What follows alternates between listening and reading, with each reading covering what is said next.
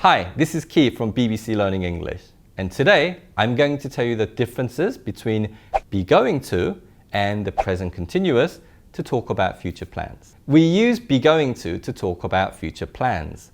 The plan will probably take place, but it's not a definite plan. If I say I'm going to meet my friends this weekend, it means I made plans with my friends.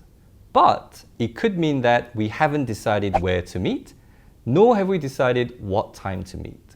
On the other hand, we use the present continuous to talk about future plans that are almost definite. If I say I'm meeting my friends this weekend, it means I made plans with my friends, and we may have decided where to meet and what time to meet.